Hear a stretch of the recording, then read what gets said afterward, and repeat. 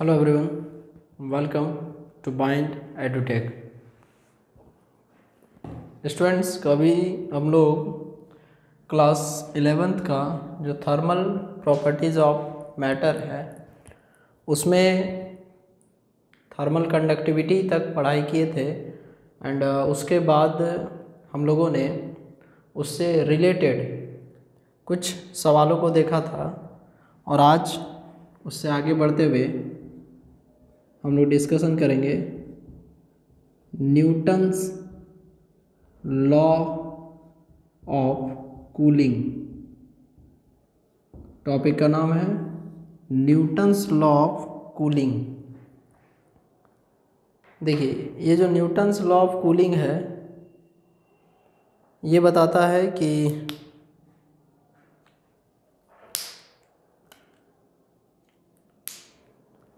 यदि कोई भी दो बॉडी हैं, इसमें लिखेंगे according to this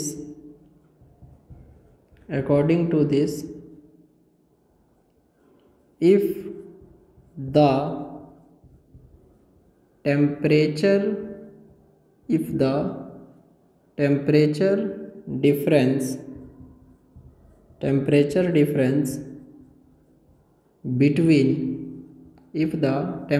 difference between the hot body and the surrounding, if the temperature difference between the hot body and the surrounding is small, यहाँ लिख देंगे not more than 40 degree Celsius, then the rate of cooling of hot body is directly proportional to the temperature difference between the hot body and the surrounding. Temperature difference between the hot body and surrounding.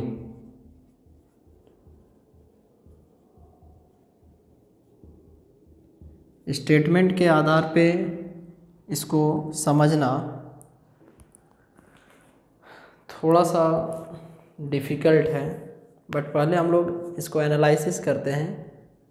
Newton's law of cooling, the scientist Newton, the father of physics, उनके द्वारा जो दिया गया था Newton's law of cooling.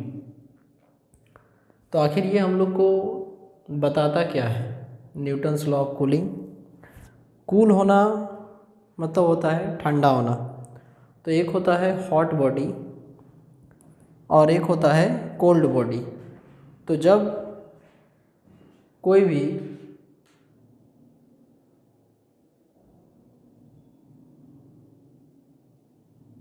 Hot body धीरे धीरे अपने temperature को लूज़ करता है, तो किस रेट से लूज करेगा? ऐसे भी हॉट बॉडी उसको कहेंगे सराउंडिंग के रिस्पेक्ट में जिसका टेम्परेचर हाई हो। जैसे सपोज कीजिए ये है आपको सराउंडिंग और मान लीजिए कि इस रूम का टेम्परेचर है 25 डिग्री सेल्सियस और यहाँ पर एक बॉडी रखा हुआ है, इसका टेम्परेचर है 50 डिग्री सेल्सियस। तो ये जो सराउंडिंग है उसके रिस्पेक्ट में ये जो बॉडी है जिसका टेम्परेचर है 50 डिग्री सेल्सियस, ये एक कोल्ड बॉडी या हॉट बॉडी कहलाएगा, और सराउंडिंग जो है वो एक कोल्ड बॉडी कहलाएगा। तो ये जो बॉडी है जिसका टेम्परेचर है 50 डिग्री सेल्सियस, तो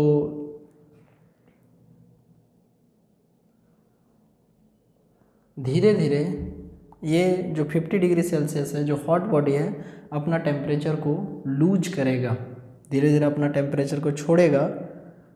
तो किस रेट से छोड़ेगा ये इस बात के डायरेक्टली प्रोपोर्शनल है कि इस हॉट बॉडी और इस सराउंडिंग के बीच में आखिर टेम्परेचर का जो डिफरेंस है वो कितना है। जैसे इसमें एक और लिमिटेशन है कि जो टेम्परेचर डिफरेंस है वो 40 डिग्री सेल्सियस से ज़्यादा नहीं होना चाहिए, तभी ये जो लॉ है, ये जो रूल है आपका एप्लीकेबल होगा, यहाँ पर आपको अप्लाई होगा। जैसे ये 50 डिग्री सेल्सियस और 25 डिग्री सेल्सियस है, तो अभी यहाँ पर यदि आप टेम्परेचर डिफरेंस का बात करते हैं तो यहाँ पर आपको टेम्परेचर डिफरेंस आ जाएगा 50 minus 25 is equal to 25 degree Celsius यहाँ पर। लेकिन सपोज यहीं पर यदि हम लोग स्टीम को रख दें, steam it means to say that कि या बॉइलिंग वाटर 100 डिग्री सेल्सियस, तो यहाँ पर यदि आप 100 डिग्री सेल्सियस का हॉट बॉडी रख देते हैं तब जो टेम्परेचर डिफरेंस हो जाएगा that will be 75 degree Celsius, and that is greater than more than 40 degree Celsius, and at that condition this Newton's law of cooling will not be applicable. यहाँ पर जब इस लॉ का बात करेंगे तो एक कंपैरिजन करके बताते हैं। जैसे ये एक 50 डिग्री वाला बॉडी है, यहाँ पर नाम दे दिए ए, और यहीं पर एक बॉडी है बी, इसका टेम्परेचर है 60 डिग्री सेल्सियस। ये टेम्परेचर है 50 डिग्री सेल्सियस और इसका टेम्परेचर है 60 डिग्री सेल्सियस। तो इस परिस्थिति में, इस कंडीशन में जब हम लोग टेम्परेचर डिफरेंस का बात करेंगे, तो टेम्परेचर डिफरेंस का जब बात करेंगे तो सराउंडिंग के साथ देखें तो ये जो बॉडी ये है इसका टेम्परेचर डिफरेंस हो जाएगा 25 डिग्री सेल्सियस और इसका टेम्परेचर डिफरेंस हो जाएगा 35 डिग्री सेल्सियस। तो ये जो बॉडी बी है, जब बात करेंगे rate of cooling, rate of cooling का मतलब जो ठंडा होने का दर है, तो बॉडी ए और बी में जब कंपैरिजन किया जाएगा तो जो सेकंड बॉडी होगा वो ज़्यादा तेज़ी से ठंडा होगा विथ रिस्पेक्ट टू जो पहला बॉडी होगा। मतलब इसमें जो बॉडी बी है वो ज़्यादा स्पीड ठंडा होगा ए के अपेक्षा। क्यों? क्योंकि ए का टेम्परेचर डिफरेंस आपको दिया हुआ है सराउंडिंग के साथ 25 डिग्री सेल्सियस है और बी का जो है वो है 35 डिग्री सेल्सियस। तो इसमें हम लोग मैथमेटिकल फॉर्म के लिए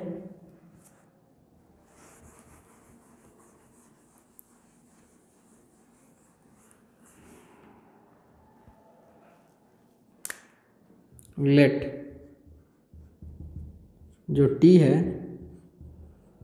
ये आपको टेम्परेचर ऑफ हॉट बॉडी, ये जो टी है this is the temperature of hot body, and जो आपको T0 है, T0 दिस इज योर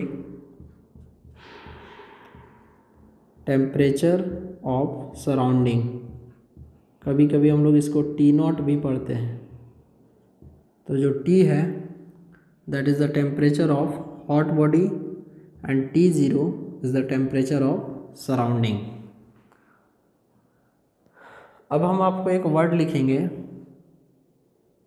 जैसे Q, Q का मतलब होता है हीट, तो DQ by D T, D Q by D T. ये जो है आपका D Q by D T, ये क्या बता रहा है? तो ये जो D Q by D T है, this tells us about the rate of change of heat. D Q by D T, rate of change of heat with respect to time. जो डी बाई डी टी है वो हमें differentiation को बताता है। तो जो D Q by D T है, it tells us about the rate of change of heat with respect to time. तो D Q by D T, और ये क्या दिया हुआ है कि the rate of cooling of hot body is directly proportional to temperature difference. तो directly proportional to temperature difference T minus T0। तो T माइनस T0,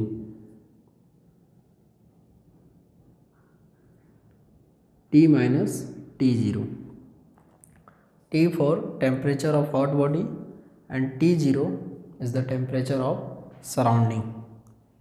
तो dq by dt is directly proportional to T minus T0, but इसमें हम लोग आगे में minus का sign को लगाएंगे, आगे में माइनस के साइन को हम लोग यहाँ पर लगाएंगे। ऐसा क्यों कर रहे हैं या इसके पीछे का बेसिक रीज़न क्या है? तो देखिए, इसके पीछे का जो बेसिक रीज़न है, हॉट बॉडी जब कूल होगा, कोई भी हॉट बॉडी जब कूल होगा तो उसका जो टेम्परेचर होगा वो धीरे धीरे डिमिनिश होगा, डिक्रीज़ होगा। एंड जब उसका टेम्परेचर डिक्रीज़ होगा, कम होगा, तो उस साइन को यहाँ पर हम लोग बताने के लिए माइनस का यूज किए हैं। तो minus d Q by D T ये ठंडा होने का रेट को बता रहा है, is directly proportional to t minus T naught. और जो आपका टी माइनस टी नॉट है, this tells us about the temperature difference. अब यहाँ से minus d Q by D T is equal to k T minus T naught. K क्या है? के इज अ प्रोपोर्शनलिटी कांस्टेंट। जो के है वो हमारा प्रोपोर्शनलिटी कांस्टेंट है। तो minus d Q by D T is equal to k T minus T naught या T0। इस माइनस साइन को उधर शिफ्ट कर दीजिए, तो D Q by D T minus के T minus T naught. Let this is our equation number 1। D Q by D T is equal to minus के T minus T naught. अब इसमें हम लोग लिखेंगे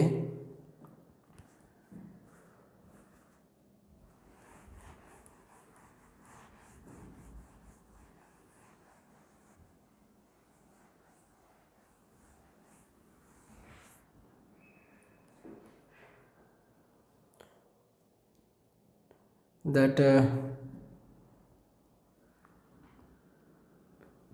let m बराबर mass of the hot body, m बराबर mass of the hot body. जो body ठंडा हो रहा है अभी, उसका मास है m। c बराबर specific heat of the body, m for mass of the hot body, c बराबर specific heat of the body या ऑफ द हॉट बॉडी। और इसके बाद जो dt है this is our change in temperature, dt is equal to change in temperature. अब जैसा कि हम लोग जानते हैं हीट लॉस्ट या हीट गेन किसी भी बॉडी का, तो उसके लिए फॉर्मूला होता है Q बराबर CmdT। तो इसमें हम लोग लिखेंगे कि हीट लॉस या लॉस ऑफ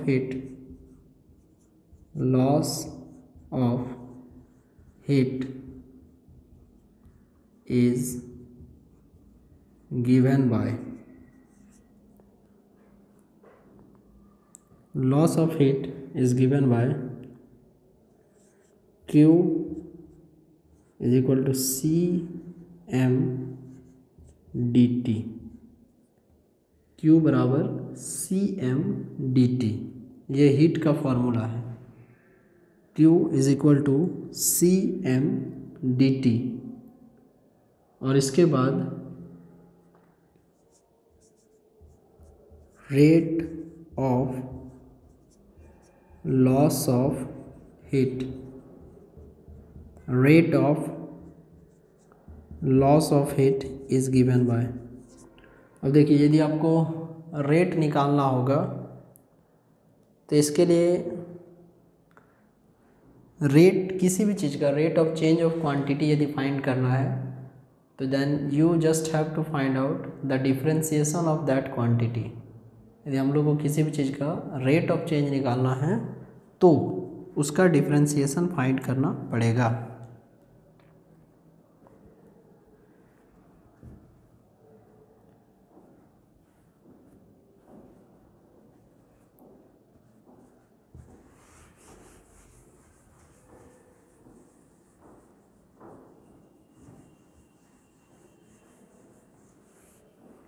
तो यहाँ जैसे Q है तो इसके लिए हो जाएगा dQ by dt is equal to d by dt Cm dt। तो यहाँ से हो जाएगा dQ बाय dt Cm, ये दोनों कांस्टेंट है। स्पेसिफिक हीट का वैल्यू आपको दिया हुआ रहता है, m स्टैंड्स फॉर मास। यहाँ से आप लिख सकते हैं dt बाय dt। देखिए सेम चीज़ है प्रोनाउंसिएशन में, बट जो फिजिकल मीनिंग है वो अलग है। ये जो dt है it tells us about the change in temperature, but this dt stands for the change in time. तो dQ बाई dt बराबर Cm dt बाई dt। तो इसको आप मान लीजिए इक्वेशन नंबर 2। तो यदि आप इक्वेशन 1 और 2 को देखते हैं तो हम लोग लिख सकते हैं फ्रॉम इक्वेशन 1 एंड 2। देखिए ये इक्वेशन 1 है और ये आपका इक्वेशन 2 है। LHS पोर्शन इक्वल है तो RHS भी इक्वल होगा। इट इम्प्लाइज दैट माइनस के T minus T naught is equal to Cm dt by dt, minus K is equal to C dot m dt by dt। यहाँ से you can write minus के, इन दोनों constant को नीचे ले आइए, C dot m t minus T naught is equal to dt by dt। और एक बात और, ये जो के बाय सी एम है। स्टूडेंट्स, इसमें आपको जो के है वो कांस्टेंट है, सी भी कांस्टेंट है। इवन इफ आपका जो मास एम है वो भी कांस्टेंट है। इन सब के बदले हम लोग एग्रीगेट रूप से एक सिंगल कांस्टेंट को कंसीडर कर सकते हैं। मतलब के बाय जो सी डॉट एम है, इन सब के बदले हम लोग एग्रीगेट रूप से एक कांस्टेंट को ले सकते हैं।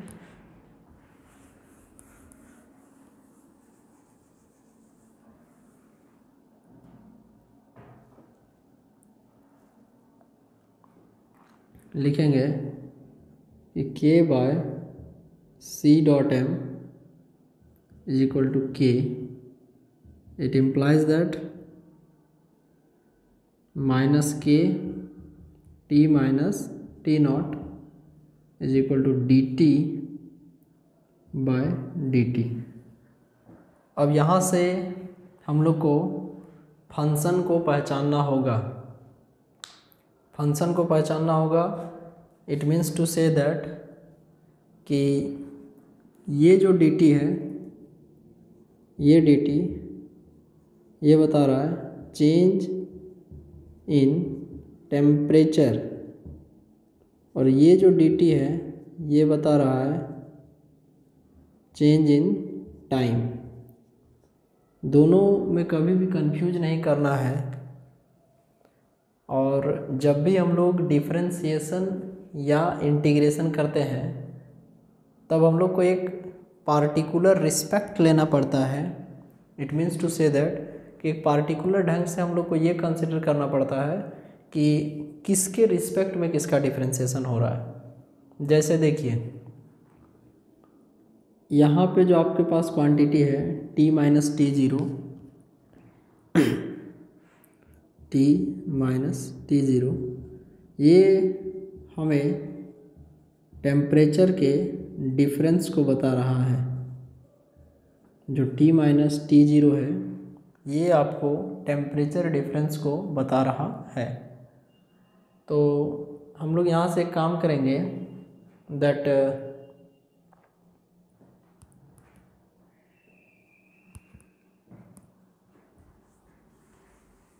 जो टी माइनस टी ज़ीरो है उसको नीचे ले आएंगे और इधर से जो डी टी है उसको ऊपर ले जाएंगे। तो इसमें कुछ इस तरीके से हो जाएगा, माइनस के, इसको ऊपर चढ़ाइए, minus k into d t बराबर d t by t minus T naught. इसको ध्यान से समझिए। इस डी टी को हम लोग यहाँ कर दिए और ये जो आपका टी माइनस टी नॉट था उसको हम लोग नीचे उतार दिए। अब इसके बाद कंप्लीट कैलकुलेशन के लिए हम लोग को इंटीग्रेशन करना पड़ेगा। तो लिखेंगे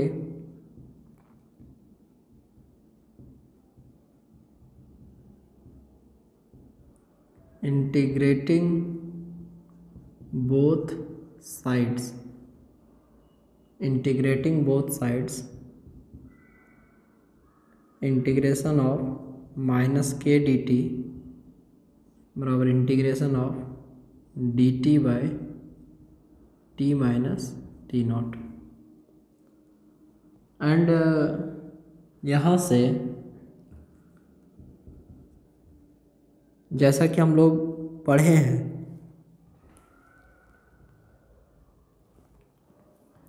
डी एक्स का इंटीग्रेशन एक्स होता है और 1/x का होता है log x। जैसे माइनस के डी टी है तो माइनस के बाहर, integration of d T is equal to यहाँ से 1/t minus T naught into dt. It implies that minus k, और जैसे डी एक्स का इंटीग्रेशन एक्स होता है तो उसी तरीके से डी टी का हो जाएगा टी प्लस सी. ये जो प्लस सी आया, this is the constant of integration, and we usually use constant of integration in indefinite integration. यदि इसी में आपको अभी लिमिट लगा हुआ रहता तो उसमें हम लोग इसका यूज नहीं करते हैं. और इधर 1/x का जैसे होता है log x, तो 1/t माइनस टी जीरो का log t minus t zero to the base e. Let this is our equation number 4 and this is our equation number 3. ये इक्वेशन 3 है और ये है आपका इक्वेशन नंबर 4. अब इसके बाद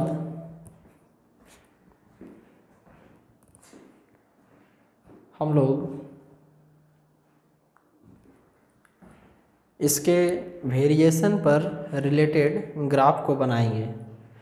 दो चीज़ के बीच में ग्राफ बनेगा बिटवीन t एंड t, मतलब कि टेम्परेचर और टाइम के बीच में जो वेरिएशन होता है उससे रिलेटेड हम लोग ग्राफ को बनाएंगे, ग्राफ को प्लॉट करेंगे.